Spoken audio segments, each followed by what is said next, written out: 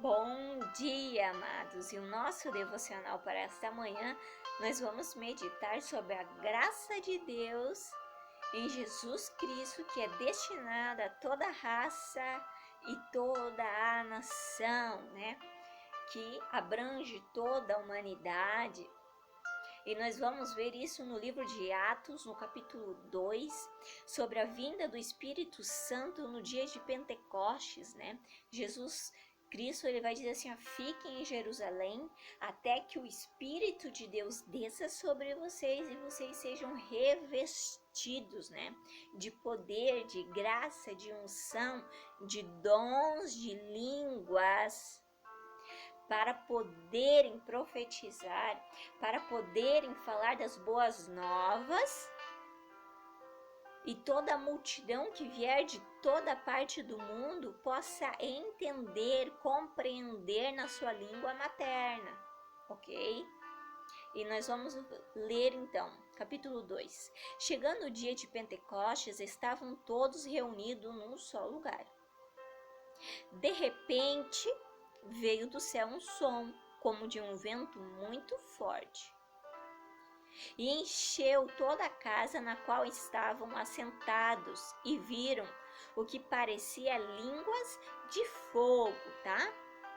Idiomas. Eles estavam recebendo o dom de idiomas, em falar em outras línguas, para poderem evangelizar outras nações que viriam ouvir eles,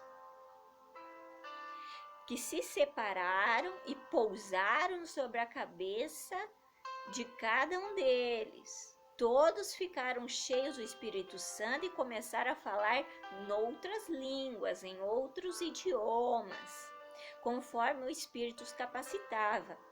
Havia em Jerusalém judeus devotos a Deus e vindo de todas as nações do mundo. Ouvindo-se o som, ajuntou-se uma multidão que ficou perplexa, pasma, pois cada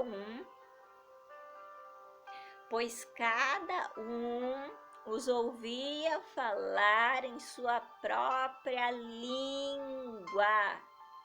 Não era uma língua desconhecida que ninguém entendia. Tem muitos que interpretam a palavra errada. Como vai falar uma língua? Por exemplo, como que eu vou falar português para um árabe, as boas novas? Ele não vai entender nada. Ele não vai compreender se eu falar sobre as boas novas, sobre Jesus. Só se eu tiver estudado a língua. Mas aqui foi dom, Deus deu o dom de interpretação. Deus deu o dom de línguas neste momento, nesse dia de Pentecoste, para que todos entendessem. Ok? Cada um os ouvia falar em sua própria língua. Atônitos e maravilhados, eles perguntavam: acaso não são os galileus todos estes homens que estão falando? Então, como os ouvimos, cada um de nós, em nossa própria língua materna? Partos, medos e elamitas, habitantes da Mesopotâmia, Judéia e Capadócia, do Ponto e da província da Ásia, Frígia e Panfilha, Egito e das partes da Líbia próximas a Cirene, visitantes vindos de Roma, também judeus como convertidos ao judaísmo, cretenses e árabes. Veja, veio nação de tudo que é canto. Precisava-se o dom de línguas para que todos entendessem a mensagem dos céus. Nós os ouvimos declarar as maravilhas de Deus em nossa própria língua. A gente compreendeu as maravilhas de Deus.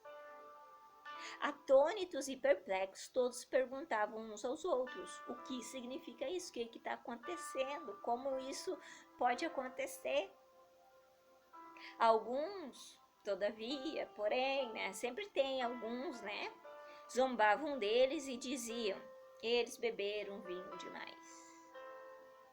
Como se a pessoa tivesse bêbada conseguiria falar em outra língua? Claro que não. Então não faz sentido. Mas Pedro vai explicar o que está acontecendo. No versículo 14, então Pedro levantou-se com os 11, em alta voz dirigiu-se à multidão. Homens da Judéia e todos os que vivem em Jerusalém, deixem-me explicar-lhes isto. Deixa eu explicar o que está acontecendo, o que está ocorrendo aqui, tá? Ouçam com atenção, estes homens não estão bêbados, como vocês supõem, como vocês acham. Ainda são 9 horas da manhã. Ao contrário, isso é o que foi predito pelo profeta Joel. No dia de Pentecostes se cumpre o livro de Joel. Nos últimos dias, diz Deus, derramarei meu espírito sobre todos os povos, seus filhos e suas filhas profetizarão, os jovens terão visões, os velhos terão sonhos, sobre os meus servos e minhas servas, derramarei do meu espírito naqueles dias e eles profetizarão, anunciarão as boas novas, grandes coisas acontecerão. Vamos pular, amados, para o versículo 29, tá?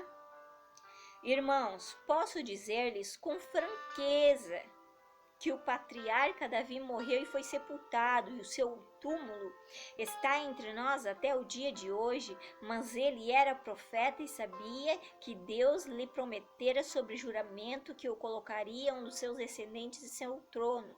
Prevendo isso, falou da ressurreição do Cristo, que não foi abandonado no sepulcro e cujo corpo não sofreu decomposição.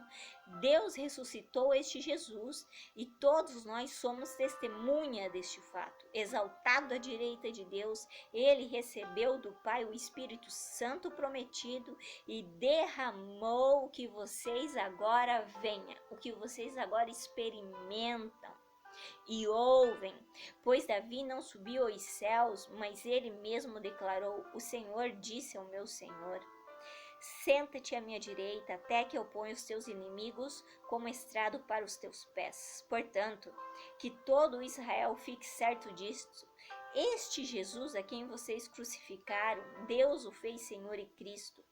Quando ouviram isso, ficaram aflitos em seu coração.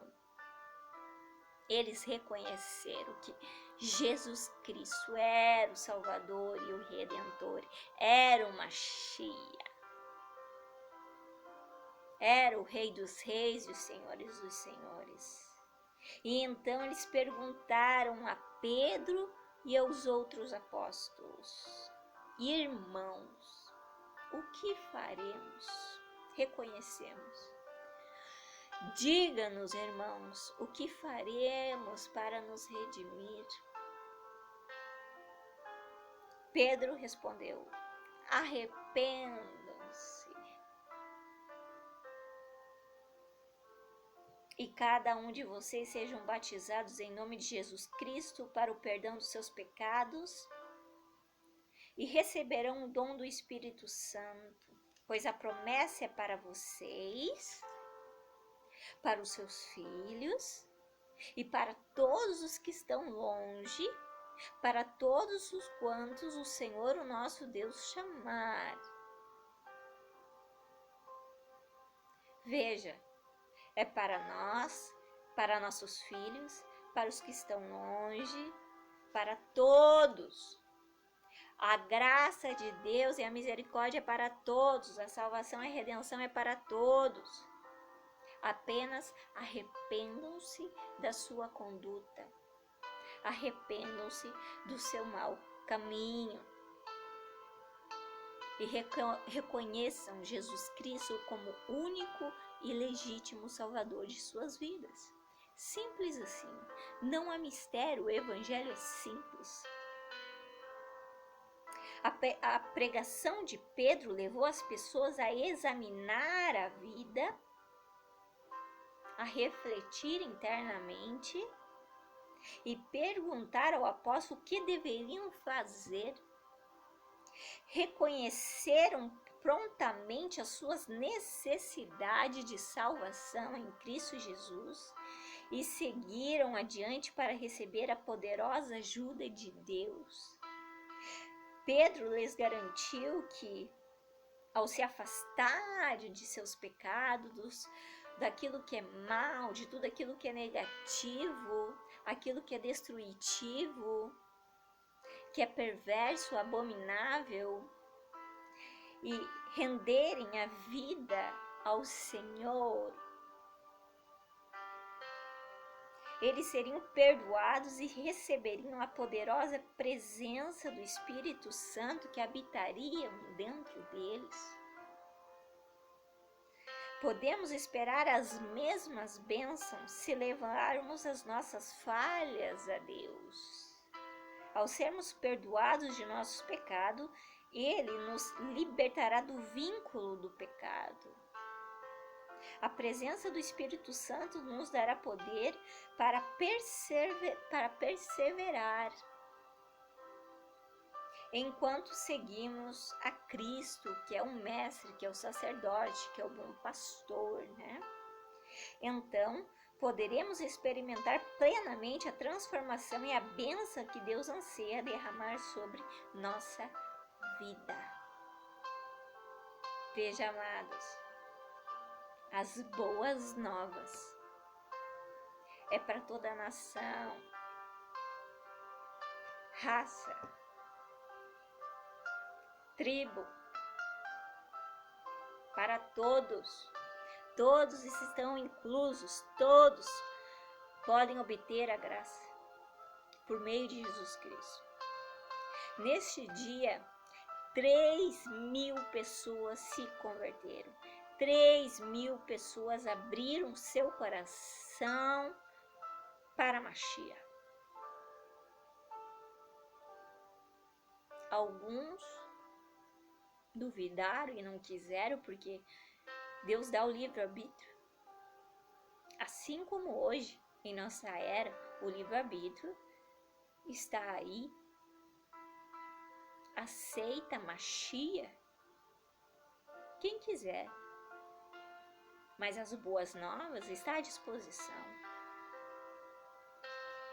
Que em nome de Jesus Cristo você venha refletir, você venha pensar, meditar, olhar para dentro de si e ver que você necessita de um Salvador, que você necessita de um Redentor, que você necessita de um Deus, de um Pai que cuide, zele, te salve, te redime, te lave de todo pecado e te purifique, te santifique e te dê a eternidade. Amém, amados? Que Deus abençoe imensamente o dia de cada um de vocês. Um beijo no coração. Deus abençoe.